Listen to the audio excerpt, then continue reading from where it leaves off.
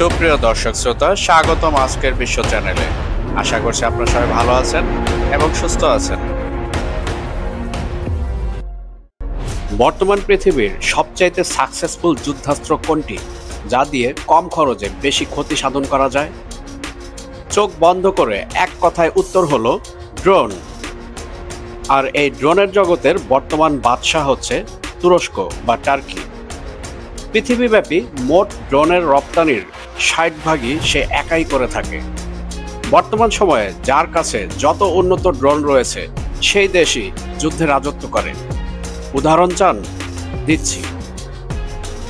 রাশিয়ার মতো এত উন্নত সামরিক দেশ ইউক্রেনের মতো দেশের কাছে নাস্তানাবুদ হচ্ছে সাম্প্রতিক সময়ে। এর পেছনে মূল রহস্য শুধুমাত্র ড্রোনের প্রকৃত ব্যবহার। ইউক্রেন তুরস্ক থেকে বায়রাক্তার ড্রোন কিনে তার নিজেদের দেশীয় প্রযুক্তির সমন্বয়ে আপডেট করেছে ড্রোন মিসাইলে, আর প্রতিনিয়ত টার্গেট করছে রাশিয়ার তেল ও সামরিক শিল্পকে, আর এতেই ধরাশায়ী রাশিয়া। অপরদিকে ইয়েমেনের হুতিরা দূরপাল্লার ড্রোন ব্যবহার করে আঘাত করছে ইসরায়েলে, তাও একবার নয়, একাধিকবার। এই সব কিছু দেখে বর্তমান সময়ে বিশ্ব মরলের একেবারে মাথায় হাত। কারণ বিগত জুন মাসে B-2 বম্বার দিয়ে ইরানের পারমাণবিক স্থাপনায় আক্রমণ করেও ব্যর্থ হয় আমেরিকা। যদিও ট্রাম্প প্রকাশ্যে ঘোষণা করেন তারা ইরানের পারমাণবিক স্থাপনা গুঁড়িয়ে দিয়েছেন, কিন্তু পরে বুঝতে পারেন আসলে কিছুই করতে পারেন নাই। এদিকে আমেরিকার নিজস্ব ড্রোন MQ-9 রিপার, এই ড্রোন ইউক্রেন যুদ্ধে বা কোনো যুদ্ধেই সুবিধা করতে পারেনি, যার কারণে আমেরিকা এখন তুরস্ককে চাপ দিচ্ছে আমেরিকাতেই বায়রাক্তার ড্রোনের কারখানা করার জন্য। বিনিময়ে তুরস্ক কি পাবে? কেন এমন ডিসিশন নিল আমেরিকা? কি করবে এত ড্রোন দিয়ে?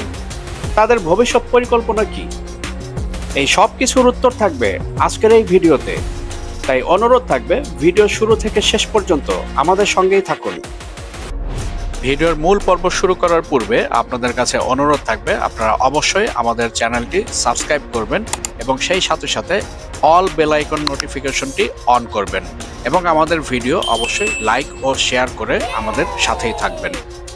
2019 সালে তুরস্ক রাশিয়ার S-400 বিমান প্রতিরক্ষা ব্যবস্থা কিনেছিল, আর এর পরপরই যুক্তরাষ্ট্র CAATSA অর্থাৎ countering America's adversaries through sanctions act, এই আইনের আওতায় তুরস্কের প্রতিরক্ষা শিল্প অধিদপ্তর, যাকে সংক্ষেপে SSB বলা হয়, এর উপর নিষেধাজ্ঞা আরোপ করে। এর ফলে তুরস্ককে F-35 প্রোগ্রাম থেকেও বহিষ্কার করা হয়। অর্থাৎ তুরস্কতে F-35 বিমান তৈরির কারখানা তৈরি করা তো দূরে থাক, তুরস্ককে F-35 বিমানও তারা দিবে না, যার কারণে তারা F-35 প্রোগ্রাম থেকে তুরস্ককে বহিষ্কার করে দেয় এবং মার্কিন উৎপাদিত কিছু উন্নত প্রতিরক্ষা প্রযুক্তি ও ইঞ্জিনের রপ্তানি অনুমোদনও স্থগিত করে দেয়, অর্থাৎ এক্সপোর্ট লাইসেন্স স্থগিত করে দেয়। তবে এই নিষেধাজ্ঞা তুরস্ককে পুরোপুরি বিমান বা ইঞ্জিন তৈরি করতে নিষিদ্ধ করে না, বরং তারা মার্কিন প্রযুক্তি বা সরাসরি আমদানি করা যন্ত্রাংশ ব্যবহার করতে পারছে না। এজন্যই তুরস্ক এখন কান KAAN এই প্রকল্পে দেশীয় ইঞ্জিন TF-35000 উন্নয়নে জোর দিচ্ছে। নতুন ইঞ্জিন তৈরি করা এটি একটি জটিল ও সময় সাপেক্ষ কাজ। বিশ্ববাজারে অনেক দেশ এ ধরনের উন্নয়ন শুরু করেছে, তবে সফলভাবে সিরিয়াল উৎপাদন উপযোগী ইঞ্জিন তৈরি করতে 8 থেকে 10 বছরের মতো সময় লেগে যায়। তুরস্ক TF-35000 ইঞ্জিনকে 2028 সালের মধ্যে কান বিমানে প্রয়োগ করার পরিকল্পনা করেছে। আপনারা অবশ্যই সবাই জানেন কান KAAN এটি হচ্ছে তুরস্কের 5th জেনারেশনের স্টেলথ ফাইটার।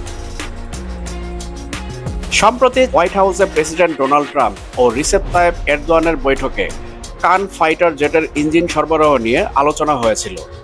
বৈঠকে তুরস্ক জানিয়েছে তারা আপাতত আমেরিকান কোম্পানি GE অ্যারোস্পেস এর ইঞ্জিন ব্যবহার করতে চায়, তবে দীর্ঘমেয়াদে নিজস্ব সমাধানকেই অগ্রাধিকার দিবে।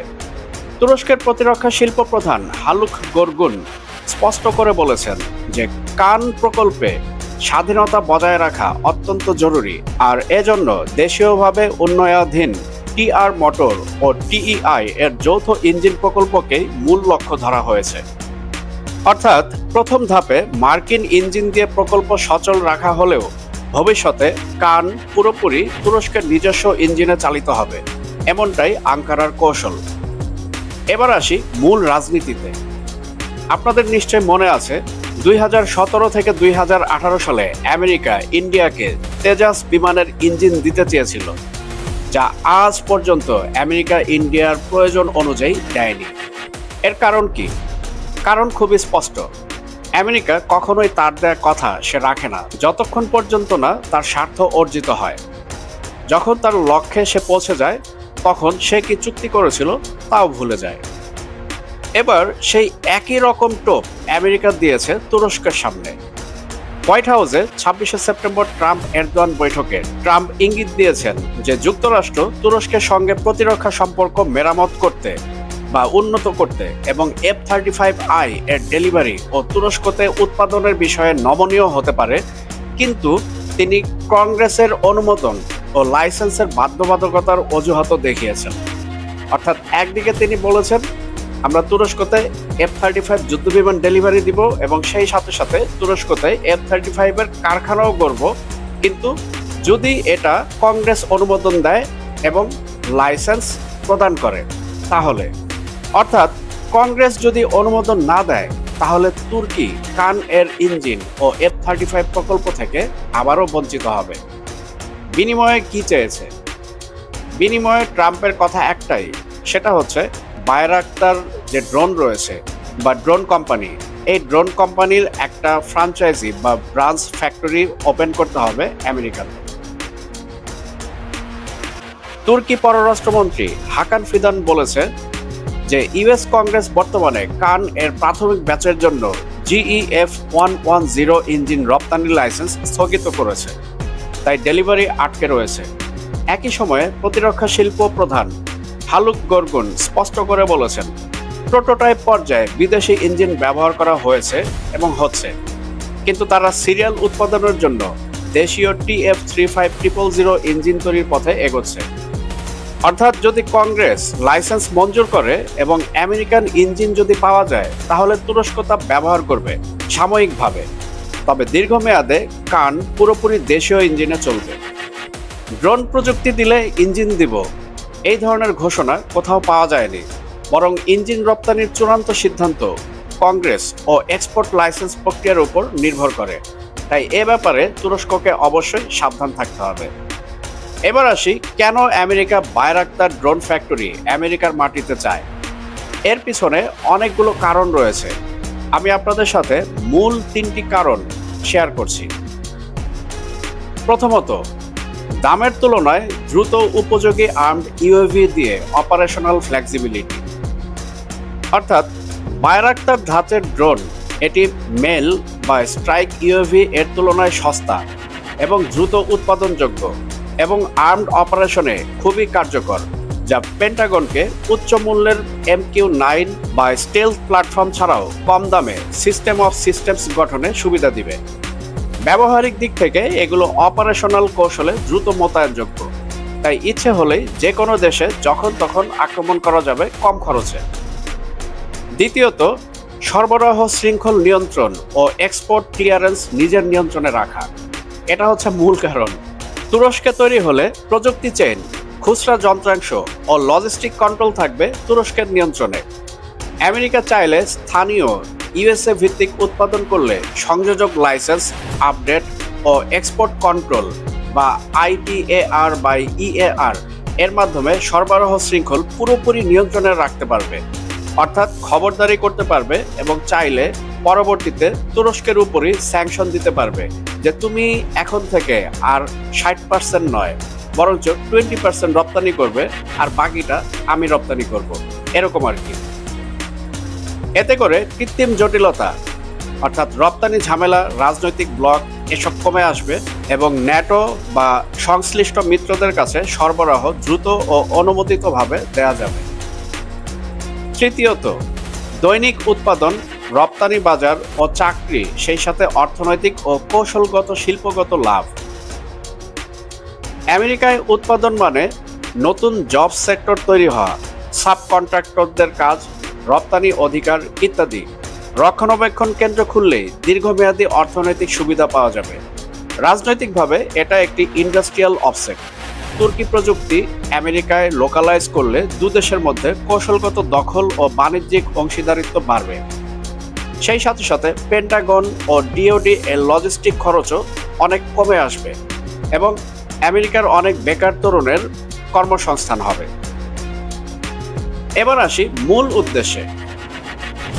প্রত্যেকটি যুদ্ধের একটা বিশাল খরচ থাকে, আর যুদ্ধের জয় পরাজয় নির্ভর করে কার কত ক্ষতি হয়েছে তার উপর।